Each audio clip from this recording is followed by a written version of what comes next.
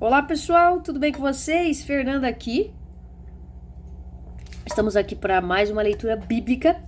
Hoje nós vamos ler Lucas 4, mas estou muito feliz que você esteja até aqui fazendo essa leitura comigo e estamos cada dia tentando melhorar. Lucas é o nosso primeiro texto, mas logo mais nós acreditamos que nós vamos conseguir aí ir melhorando. Bom, vamos relembrar rapidamente Tava só melhorando a iluminação. Vamos lá relembrar só. A nossa última leitura foi sobre João Batista, né? Preparando o caminho no espírito de Elias. E aí nós temos o batismo de Jesus, que o Senhor, né? Ali na materialização da pomba diz: "Você é meu filho amado, que me dá grande alegria". E aí nós vemos a linhagem, onde começa com Jesus, né? Declarando que ele é filho de José. E terminamos declarando que Adão era filho de Deus. Então, nós somos da linhagem de Deus, tá? Nós não vamos comentar muito sobre isso, mas isso é muito importante. Nós entendemos que nós somos filhos de Deus, seja por Adão, seja por Jesus Cristo. Mas vamos lá, hoje o nosso capítulo ele é um capítulo muito interessante, porque nós vamos ler sobre a tentação de Jesus. Lembrando que nós estamos em Lucas 4, então pega a sua Bíblia, pega seu papel, sua caneta, lê esse texto. Se você conseguir pausar aqui, abrir a sua Bíblia, ler e depois vir aqui, eu acredito que será muito melhor. Afinal de contas, nós vamos ler a Bíblia juntos. Eu não li esse capítulo anteriormente, tá? Mas eu já li ele antes, tá? Mas só para você entender que eu vou vir aqui junto com você e nós vamos mergulhar nisso. Tentação de Jesus. Jesus, cheio do Espírito Santo, voltou ao Rio Jordão e foi conduzido pelo Espírito Santo no deserto, onde foi tentado pelo diabo durante 40 dias. Pausa rápida. Jesus, cheio do Espírito Santo, ele voltou do Rio de Jordão, onde ele foi batizado no capítulo anterior, tá? E ele foi conduzido pelo Espírito no deserto. Quem levou para o deserto foi o Espírito. E por estar lá no deserto, ele foi tentado pelo diabo durante 40 dias. Não comeu nada durante todo esse tempo e teve fome. Então, o diabo lhe disse: se você é o Filho de Deus, ordene que essa pedra se transforme em pão. Jesus, porém, respondeu: As escrituras dizem, uma pessoa não vive só de pão. Então, o diabo o levou a um lugar alto e num momento lhe mostrou todos os reinos do mundo. Eu lhe darei a glória destes reinos e a autoridade sobre eles, pois são meus e posso dá-los a quem eu quiser, disse o diabo. Eu lhe darei tudo se me adorar. Jesus respondeu: As escrituras dizem: adore o Senhor, o seu Deus, e sirva somente a ele. Então o diabo levou a Jerusalém até o ponto mais alto do templo e disse: se você é o Filho de Deus, salte daqui, pois as escrituras dizem: ele ordenará aos seus anjos que protejam. Eles o sustentarão com as mãos para que não machuque o pé em alguma pedra. Jesus respondeu: as escrituras dizem: não põe à prova o Senhor, o seu Deus. Quando o diabo terminou de tentar Jesus, deixou até que surgisse outra oportunidade. Bom, rapidamente, tá? Isso aqui é a tentação de Jesus e a gente precisa parar rapidamente só para fazer uma reflexão, tá? O diabo, quando vai tentar Jesus, a primeira tentação que ele faz, quando ele vai fazer, ele diz: se é. Então, ele está colocando à prova a filiação de Deus, né? Se você é, faz tal coisa. Se não é o fulano, o filho do ciclano, então faz tal coisa. Quando a gente vê em filmes, né? Quando você é criança, você vê uma criança, por exemplo, você é filho do cara lá que é policial, então faz tal coisa que você não vai ser condenado. Ou se é filho da professora, faz tal coisa. A identidade é colocada à prova. E a de Jesus aqui também. Então, uma das táticas do diabo, o diabo ele trabalha do mesmo jeito, tá? É tentar e colocar em xeque a nossa identidade no sentido de fazer. Se és, faz tal coisa, usa o seu poder, transforma essa pedra em pão. Você não tá com fome? Vai lá e usa o seu poder para isso. Então isso é uma coisa interessante. Depois ele oferece as coisas do mundo, né? Olha, se você me adorar, eu vou te dar coisas, né? E depois ele coloca de novo: se você é o Filho de Deus, salte daqui. E aí ele declara a palavra de Deus. O problema é que ele não declara com o espírito que a palavra carrega. Por isso que nós temos que tomar cuidado. A palavra de Deus vai dizer que a letra mata, mas o espírito vivifica. Então nós não podemos ler a Bíblia sem colocar o espírito em que ela foi escrita. Né? O que a palavra, o que Lucas 4 quer se revelar a nós, não apenas na escrita, no português puro e simples, mas que espírito ele carrega. Isso é muito importante, tá? E aí vai continuar. Então Jesus, ainda cheio do poder do Espírito, voltou para a Galiléia. Relatos ao seu respeito se espalharam rapidamente por toda a região. Ele ensinava nas sinagogas e todos o elogiavam. E quando Jesus chegou a Nazaré, a cidade da sua infância, foi à sinagoga no sábado, como de costume, e se levantou para ler as Escrituras. Entregaram-lhe o livro do profeta Isaías, e ele o abriu e encontrou o lugar onde estava escrito: O Espírito do Senhor está sobre mim, pois ele me ungiu para trazer boas novas aos pobres. Ele me enviou para anunciar que os cativos serão soltos, os cegos verão, os oprimidos serão libertos e que é chegado o tempo do favor do Senhor. Jesus fechou o livro, devolveu aos assistentes e sentou-se. E todos na sinagoga o olhavam atentamente. Então ele começou a dizer: Hoje se cumprem as escrituras que você acabaram de ouvir.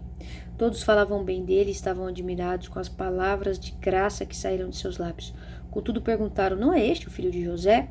Então ele disse: Sem dúvida, vocês citarão para mim o ditado: Médico cure a si mesmo. Ou seja, faça aqui em sua cidade o mesmo que fez em Cafarnaum. Eu, porém, lhes digo a verdade: nenhum profeta é aceito em sua própria cidade. Por certo, havia muitas viúvas necessitadas em Israel no tempo de Elias, quando o céu se fechou por 3 anos e meio a uma fome terrível devastou a terra. E, no entanto, Elias não foi enviado a nenhuma delas, mas sim a uma estrangeira, uma viúva de Serepta, na região de Sidom. E havia muitos leprosos em Israel no tempo do profeta Eliseu, mas o único que ele curou foi Naamã, o sírio. Quando ouviram isso, aqueles que estavam na sinagoga ficaram furiosos, levantaram-se e expulsaram Jesus da cidade e o arrastaram até a beira do monte sobre o qual a cidade tinha sido construída. Pretendiam empurrá-lo precipício abaixo, mas ele passou por entre a multidão e seguiu o seu caminho. Aqui nós temos 3 histórias citadas. Primeiro, Jesus faz a leitura de Isaías, se eu não me engano, eu não lembro se é o 43, mas se você olhar no rodapé da Bíblia, às vezes tem a referência, tá? De que Jesus está lendo um texto de Isaías. E aqui está sendo citado, né, sobre os profetas Elias e Eliseu. Elias ora para que não chovesse por 3 anos. A fome acaba atingindo ali e ele vai até a casa de uma viúva que está com fome, que, se eu não me engano, ela só tem um pouco de farinha e um pouco de azeite. E ele diz: faça pão para mim. E ela faz o pão para o profeta, dizendo: olha, eu e meu filho iríamos comer e morrer. E aí ela faz o pão, se eu não estiver enganado, acho que é essa passagem, né? E aí ele faz ela prosperar ali e não acaba nem a farinha e nem o azeite da botija até que a chuva venha, tá? E depois nós temos ali Naamã, onde Naamã é uma pessoa importante e ele está com lepra, e a menina que trabalha na sua casa diz: olha, eu conheço um profeta que pode te curar. E aí ele vai até Eliseu não o atende e manda ele tomar banho no rio, onde ele mergulha 7 vezes no rio, acredito que o Jordão, tá? Então são essas histórias, mas eu indico que você pare a leitura, não, mas que você depois pare por um tempo e faça a leitura dessas histórias. Dá uma verificada no rodapé da sua Bíblia se tem, ou se não, digita lá na internet a história de Eliseu com Naamã, a história de Elias e a viúva de Sarepta, e aí você vai lá na Bíblia e dá uma lida. Isso é importante, tá? Porque a Bíblia está toda interligada, né? E é importante a gente dar uma lida em cada detalhe. Bom, continuando. 31. Então Jesus foi a Cafarnaum, a uma cidade na Galiléia, onde ensinava na sinagoga aos sábados. Ali também o povo ficou admirado com o seu ensino, pois ele falava com autoridade. Certa ocasião, sentando ele na sinagoga, um homem possuído por um demônio, um espírito impuro, gritou: Por que vens nos importunar, Jesus de Nazaré? Veio para nos destruir? Sei quem é você, o Santo de Deus. Jesus o repreendeu, dizendo: Cale-se. saia deste homem. Então o espírito jogou o homem no chão à vista da multidão e saiu dele sem machucar. Admirado, o povo exclamava: que autoridade e poder ele tem? Até os espíritos imundos lhe obedecem e saem quando ele ordena. As notícias a respeito de Jesus se espalharam pelos povoados de toda a região. Depois de sair da sinagoga naquele dia, Jesus foi à casa de Simão, onde encontrou a sogra dele muito doente, com febre alta. Quando os presentes suplicaram por ela, Jesus se pôs ao lado da cama e repreendeu a febre que a deixou. Ela se levantou de imediato e passou a servi-los. Quando o sol se pôs, as pessoas trouxeram seus familiares enfermos até ele. Qualquer que fosse a doença, ao pôr as mãos sobre eles, Jesus curava a todos.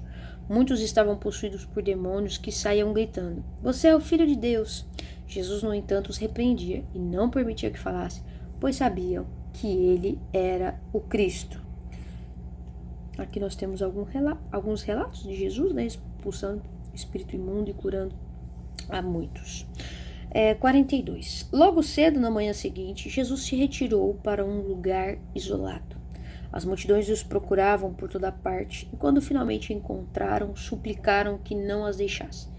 Ele, porém, disse: preciso anunciar as boas novas do reino de Deus também em outras cidades, pois para isso fui enviado. E continuou a anunciar a mensagem nas sinagogas da Judéia. Aqui algo muito interessante que finaliza o capítulo 4 é que Jesus, ele entende aquilo que precisa ser feito. Tá dando certo aqui, tem multidão, tem gente sendo curada, a coisa está dando certo, mas eu preciso fazer o que eu preciso fazer e eu preciso anunciar em outras cidades. Jesus vem com um propósito e um objetivo claro. E ele sabe o que ele precisa fazer sendo guiado pelo Espírito Santo. Ele não é guiado pelos resultados. Ele é guiado por aquilo que ele precisa fazer. E isso é algo importante. Eu espero que você tenha refletido sobre esse texto, começando pela tentação de Jesus. Pare ali, ore, peça para que o Espírito Santo fale ao seu coração. Como você tem resistido às tentações, naquilo que você tem sido tentado, para onde o Espírito Santo está te levando. Você tem sido cheio do Espírito Santo para que ele te leve para lugares, para que você seja equipado e preparado para viver o propósito de Deus. Que Deus te abençoe, que essa leitura fale ao seu coração e não se esqueça, leia a Bíblia. Ore e peça para que o Espírito Santo se revele a você e leia a palavra de Deus para conhecer a Deus e ser exortado por ele. Deus te abençoe e até a próxima.